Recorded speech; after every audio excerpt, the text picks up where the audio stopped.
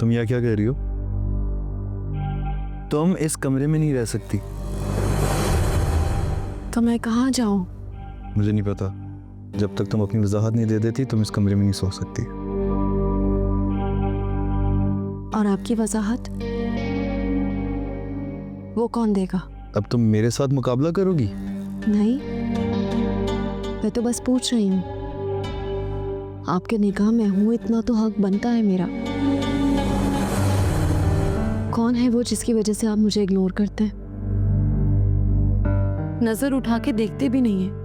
यार प्लीज मेरा सर ना खाओ। अपनी गलती पे शर्मिंदा होने के बजाय मुझ पे इल्जाम लगा रही हो। अगर वो बेहतर है तो आप मेरे साथ ज्यादती कर रहे हैं। मैंने कुछ नहीं किया हसन। जावेद भाई ने मुझसे कहा तो मैं उन्हें इनकार नहीं कर सकी कि वो नाराज हो जाएंगे। एक गैर मर्द के साथ वक्त गुजारते हुए, उसके साथ अय्याशी करते हुए तुम्हें उसकी नाराजगी की फिक्र थी, लेकिन अपने शोहर के साथ बेवफाई करते हुए तुम्हें जरा भी एहसास नहीं हुआ। एक काम करो, तुम ही इस कमरे में रहो, मैं चला जाता हूँ।